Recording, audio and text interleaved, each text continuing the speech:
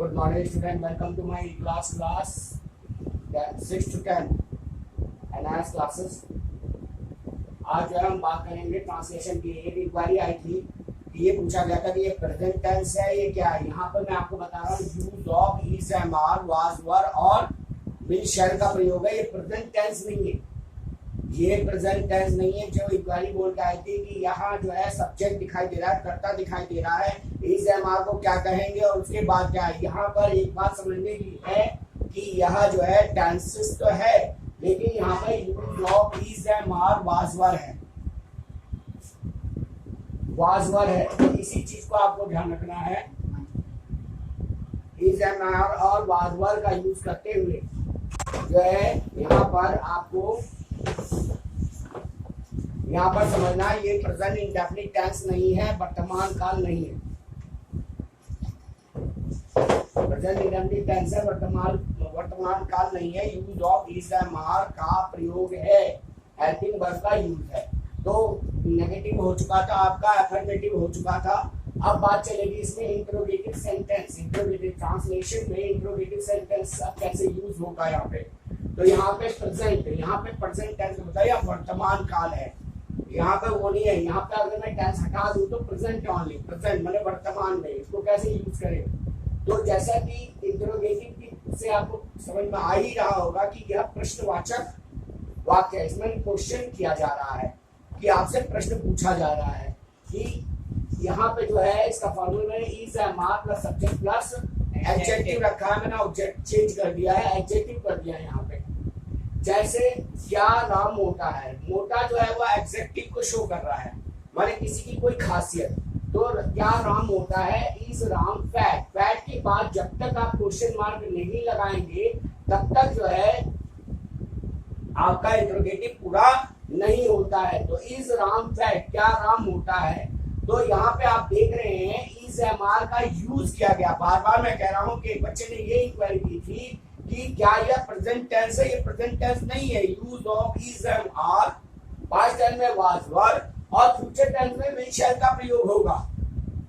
ठीक है। तो यहाँ पे है is am are plus subject plus adjective, माने क्या राम मोटा है, इज राम फैट। क्या तुम बीमार हो, आर यू इल, बीमार हो। मैंने आपको फिर से ये कहा कि जब तक आप हिंदी की इंग्लिश को नहीं जानते हैं तब तक आप कभी भी कोई सेंटेंस नहीं बना सकते। सॉरी, प्लीज और इस तरह से बात करने से इंग्लिश नहीं आती है। तो आर यू इल, क्या तुम बीमार हो। नंबर 3, क्या वह लड़की कमजोर है। कमजोर, कमजोर का मतलब है वीक। कमजोर का मतलब क्या हो गया, वीक। तो क्या वह लड़की, is that girl, is she girl नहीं आएगा। दैट यहाँ पर इशारा इंडिकेट किया गया है, इंडिकेट का मतलब हो गया that. Is that girl weak, क्या वह लड़की कमजोर है। क्या वह लड़का निर्धन है। निर्धन का क्या हो गया, पुअर हो गया। निर्धन का क्या हो गया, पुअर हो गया। इज दैट बॉय पुअर, क्या वह लड़का निर्धन है। मीन्स जिसके पास पैसे ना हो, निर्धन हो, गरीब हो, वो भी गरीब को भी हम पुअर ही कहेंगे। तो ये आपका हो गया प्रेजेंट का, प्रेजेंट में यूज होने वाले जो सेंटेंसेस है जिसमें इज और एम का यूज किया जाता है। जैसे एम का है, आप कहेंगे इज का प्रयोग कर दिया, आर का प्रयोग कर दिया, एम का तो प्रयोग किया ही नहीं है। क्या मैं खुश हूँ, एम आई हैप्पी, क्या मैं खुश हूँ। तो ये जो है कई बच्चे या कई लोग ये चाहते हैं कि हमें इंग्लिश बोलनी है। अरे इंग्लिश बोलने के लिए आपको पहले ये तो पता होना चाहिए, पहले अपनी मातृभाषा को तो समझिए कि मातृभाषा में क्या बोलना है। इंग्लिश लैंग्वेज क्या है, लैंग्वेज इंग्लिश बिल्कुल वही है जो आप हिंदी में बात कर रहे हैं। दुनिया में अगर हजारों भाषाएं हैं तो हजारों भाषाओं में वही चीजें, वही रोजमर्रा की चीजें बोली जाती है जो कि इंग्लिश में बोली जाती है। इंग्लिश में कोई स्पेशल चीजें नहीं कही जाती है। उसी चीज को आप हिंदी में बोल रहे हैं, उसी को आप तमिल में बोल रहे हैं, उसी को आप महाराष्ट्र में बोल रहे हैं, बात वही की वही है। तो वह लड़का, यहाँ पर ये है क्या वह लड़का निर्धन है। वह जो है ये इंडिकेट कर रहा है, क्या ही नहीं आएगा, दैट आएगा। तो इज दैट बॉय पुअर, ये उतार लीजिए, उसके बाद आगे करते हैं।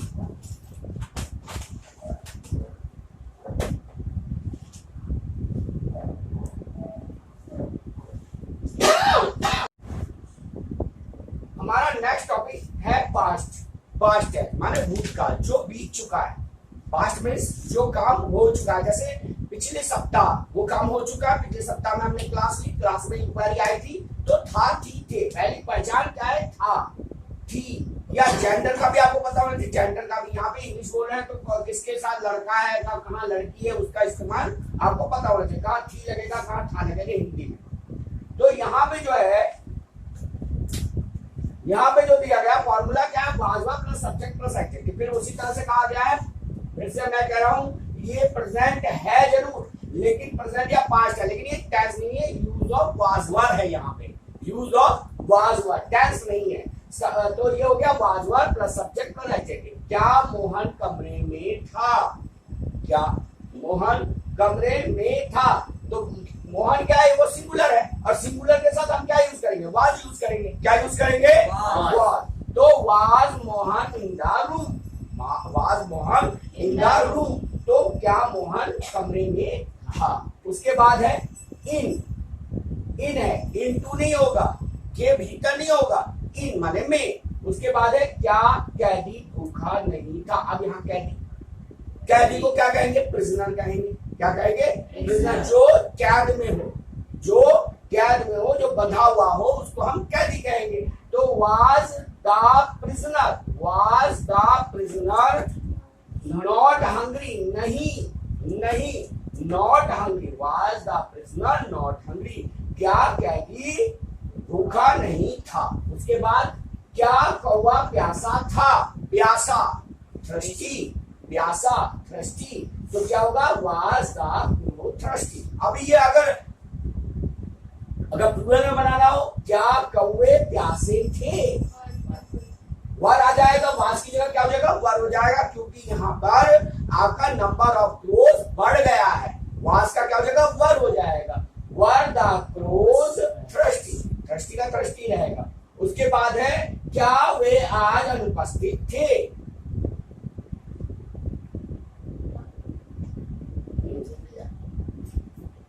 क्या वे आज अनुपस्थित थे, वर दे एब्सेंट टुडे, एब्सेंट मींस अनुपस्थित, वर दे एब्सेंट टुडे। उसी तरह क्या वह कमरे में थी, कमरे में थी, यहाँ जेंडर को चेंज कर रहे हैं, क्या वह कमरे में थी, was she in the room, बाकी कोई चेंज नहीं होगा, ही का शी, मोहन का सीता, गीता रीता, जो भी करना चाहे वो आप कर सकते हैं। हिंदी में तो दिखाई देता थी, लेकिन यहाँ पे जो है वहां पे आप जेंडर चेंज करके लिख देंगे। क्लियर हो गया, इसको बता लीजिए।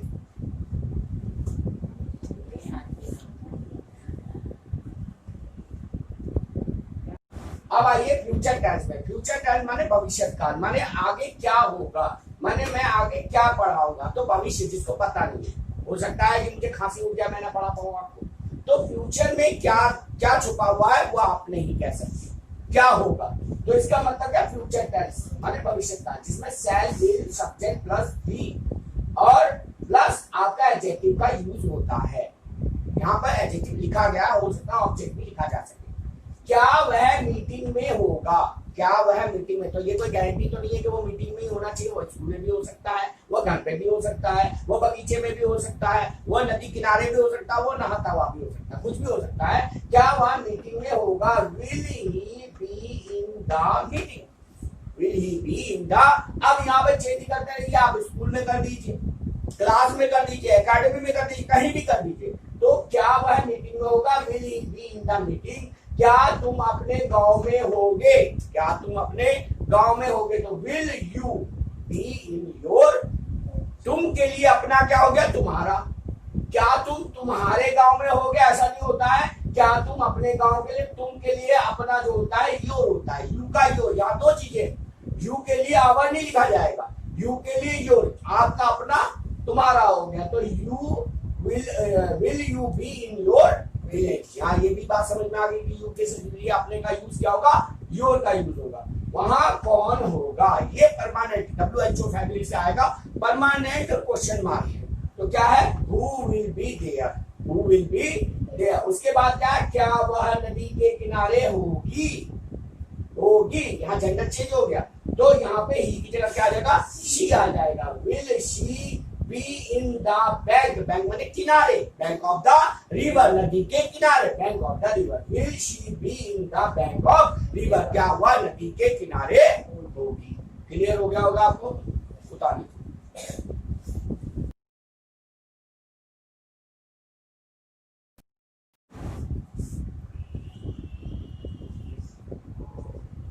आज जो है टेंसेस के साथ साथ हम एक जो एग्जाम में मैसेज वैसेज और राइटिंग सेक्शन आता है उसके बारे में बात करेंगे।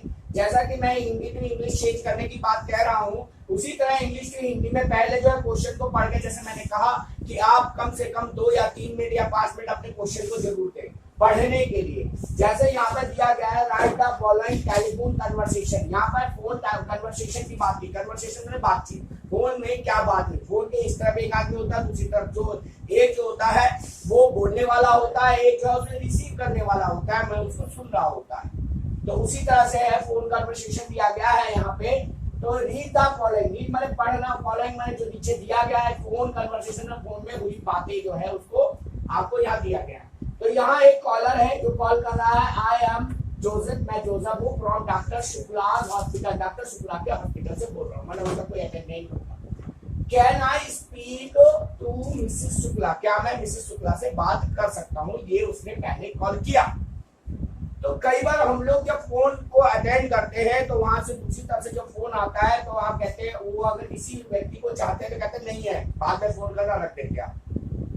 अब वहां कितनी जरूरी मैसेज है, क्या मैसेज है, क्यों उसने फोन किया है, आप उसको सुनने की भी कोशिश नहीं करते, जबकि आपको उनकी बातें सुननी चाहिए। किसने फोन किया है, किस नंबर से फोन किया, उसको नोट डाउन करके आप रख सकते हैं कि आज जब भी जिसके मतलब से फोन किया गया है तो उसको आप बता सकते हैं कि आपका फोन आया था, इस काम से आया था। तो अगले बंदे को इस चीज का वो हो जाता है कि किस मकसद से वो फोन आया था, अगर उसकी इच्छा है तो वो वहां फोन कर सकता है। तो यहाँ मैसेज के लिए 2-3 बातें आपको ध्यान रखनी है कि कॉलर की तरफ से जब फोन आया, I am Joseph from doctor Shukla's hospital, can I speak to Mrs Shukla, क्या मैं मिसेस शुक्ला से बात कर सकता हूँ, कि उधर से कॉल आया। वीना, वीना जो है, जो अटेंडेंट है, जो फोन को रिसीव कर रही है, Mrs Shukla is not at home, वो ये कहती है मिसेस शुक्ला घर पर नहीं है। यहाँ पे आप अपने आप को भी मान सकते हैं कि मम्मी घर पे नहीं है या मिसेस शुक्ला घर पे नहीं है, जो भी है। आई एम वीना, मैं वीना, अब अपना इंट्रोडक्शन दे रहे हैं। अब जो भी उसको इंफॉर्मेशन देगा, अब उस घर में किसने उठाया वो तो अपना इंट्रोडक्शन देगा ना, मैंने उठाया, या मैं घर की नौकरानी हूँ, या मैं घर में उनका लड़का हूँ, छोटा लड़का हूँ, बड़ा लड़का हूँ। उनके पास भी तो प्रूफ होना चाहिए कि उन्होंने जो है किसको मैसेज दिया, ठीक है ना। आई एम वीना, मैं वीना हूँ, डॉक्टर शुक्लास डॉटर, डॉक्टर शुक्ला की डॉटर, लड़की। Any message for Mrs Shukla, ये लाइन बहुत इंपॉर्टेंट हो जाती है कि जब आप कोई फोन में कन्वर्सेशन करते हैं और वो बंदा वहां नहीं है तो आप उससे ये पूछ सकते हैं क्या कोई उनके लिए मैसेज है। आपने कभी देखा, आपने कभी सोचा है कि फोन जब आपने रिसीव किया, कभी किसी से पूछा है कि भाई किसके लिए क्या मैसेज छोड़ना है आपको, तो ये जरूर पूछना चाहिए कि कोई मैसेज है। अगर वो बंदा है नहीं है, प्रेजेंट वो नहीं है, तो जोसेफ जो मिस्टर शुक्ला का अटेंडेंट है, वो क्या कहते हैं, doctor Shukla is engage, doctor Shukla आज बिजी है, एंगेज है, घिरे हुए हैं, इन एन इमरजेंसी ऑपरेशन, कोई तुरंत का ऑपरेशन आया हुआ उस पे, बहुत ही विशेष ऑपरेशन में। ही विल स्टे ओवरनाइट, उन्हें रात भर हॉस्पिटल में ही रहना है, ठीक है ना। In the hospital please inform Mrs Shukla for of it, माने इसके बारे में मिसेस शुक्ला को इन्फॉर्म कर दीजिएगा, ठीक है। मतलब यहाँ एक बात देखनी है कि जब उस कॉलर ने फोन किया था तब मिसेस शुक्ला घर पर नहीं थी, उस समय कौन था, मिस्टर शुक्ला की जो डॉक्टर शुक्ला है उनकी लड़की थी। अब जो कॉलर था उसने ये कहा कि भैया प्लीज उनको जो है इन्फॉर्म कर दीजिएगा। अगर वहां पे डॉक्टर शुक्ला की अगर लड़की रहती मीना तो वो कल ही बोल देती मम्मी को कि भाई ऐसी ऐसी बात है, ये हुआ है, ठीक है। अभी सिचुएशन क्या होता है, मीना ने क्या किया, आई विल, यहाँ देखिए मैंने यहाँ पे आपको बताया है कि आई के साथ शेल का यूज होगा, तो यहाँ आई के साथ विल का यूज क्यों हुआ। मैंने इससे पहले सेशन में आपको बताया था जरूर बता दूंगी, आप घबराइएगा नहीं। तो यहाँ कोई मिस्टेक नहीं है, यहाँ पे यहाँ अवश्य माने उसको यह सांत्वना दी गई है कि आपके द्वारा पहुंचाई गई खबर को आगे डिलीवर कर दिया जाएगा, इसके लिए आप बिल्कुल निश्चिंत हैं। अब यहाँ क्वेश्चन क्या है, Bina will not at home. अब क्या हुआ, अब सिचुएशन क्या है कि भाई ये कन्वर्सेशन हो गई, जब ये कन्वर्सेशन हुई मिसेस शुक्ला घर पर नहीं थी। अब जब मिसेस शुक्ला आती है तब बीना घर पे नहीं है। Bina will not at home when Mrs Shukla return. जब मिसेस शुक्ला आएंगे भाई बीना को कोचिंग सेंटर जाना पड़ सकता है, बीना को कई प्रोग्राम में जाना पड़ सकता है, हो सकता है एक दिन 2 दिन के लिए जाना पड़ सकता है, भाई कहीं टूर पे जाना पड़ सकता है, बड़ी इमरजेंसी में जो है मिसेस शुक्ला बाहर चली गई है और उनको भी तैयार होकर जाना है, तो वो मैसेज को कैसे छोड़ेंगे। Write the message to be left for her. उसके द्वारा कौन सा मैसेज है, उसके द्वारा जो मैसेज छोड़ा गया उसको आपको लिखना है, अपने आप को बिना समझते हुए। मेंशन डेट भी डालना जरूरी है, भाई हो सकता है कि मिसेस शुक्ला उस टाइम ना आए, 2 दिन बाद आए, हो सकता है उनको भी टाइम लग जाए। तो यह घटना कब घटी थी, किस डेट में हुई थी, ये कन्वर्सेशन कब हुआ था, एंड द टाइम माने समय, किस समय आया था, of the receipt of the message, message को कब रिसीव किया गया था, माने यह कन्वर्सेशन किस समय हुआ था, उसका डेट और टाइम भी आपको। अब इसके बारे में जो मैं एक्सप्लेन करूंगा वो नेक्स्ट में करूंगा कि इसको लिखना कैसे। तो सबसे बड़ी बात आपने देखी कि पहले क्वेश्चन को 5 मिनट मैंने आपको समझा के भी किया होगा, तो 5 मिनट पूरे लगे नहीं होंगे। बच्चे की बहुत बड़ी जो गलतफहमी होती है कि वो जो है क्वेश्चन पेपर को नहीं पढ़ते, डायरेक्ट क्वेश्चन को पढ़ के आप इस क्वेश्चन को यहाँ से यहाँ पढ़ के आप पूरे का आंसर देंगे कैसे, आपको इसका पता ही नहीं कन्वर्सेशन किसके किसके बीच में हुआ, बीना कौन है, मिसेस शुक्ला कौन है, मिस्टर शुक्ला कौन है और जोसेफ कौन है। पहले तो ये तो पता होना चाहिए कि ये किरदार है क्या, इनके बीच में बात हुई क्या, और बीना की जो है अपनी क्या रिस्पॉन्सिबिलिटी, बीना कहाँ थी और कहाँ है, ये तो सिचुएशन रखनी पड़ेगी दिमाग में, तभी तो आप कन्वर्सेशन का जो मैसेज है उसको बना सकेंगे। तो इसलिए इसको पढ़ के हिंदी का आना जरूरी है। यह दिमाग से निकाल दीजिए कि बिना क्वेश्चन पढ़े हुए आप आंसर दे देंगे, ये हो ही नहीं सकता। क्वेश्चन क्या है, उसमें क्या क्या कैरेक्टर है, उसकी क्या मूड से क्या पूछा गया है, क्योंकि कई बच्चे क्या करते हैं, हमें तो क्वेश्चन आता था, हमने क्वेश्चन, अरे भैया क्वेश्चन में ऐसा तो नहीं है कि बिना नाम के केवल एक ही कन्वर्सेशन हो सकता है, डॉक्टर हो ही ना उसके पापा, कोई और नाम दिया हुआ हो, आपने जो है कोई दूसरे क्वेश्चन में बीना पढ़ा हुआ हो और आपने केवल बीना को देखा और फटाफट लिखना शुरू करते, ऐसा हो नहीं सकता। तो क्वेश्चन को आप बड़ी तसल्ली से 5 की जगह 7 मिनट लग जाए, 8 मिनट लग जाए, उससे कोई प्रॉब्लम नहीं है, क्वेश्चन पूरी तरह से समझ में आना चाहिए। उसके बाद अब मैं आपको टाइम देता हूँ 1 सप्ताह, नेक्स्ट संडे को मैं इसका अगला एपिसोड बताऊंगा। Thank you.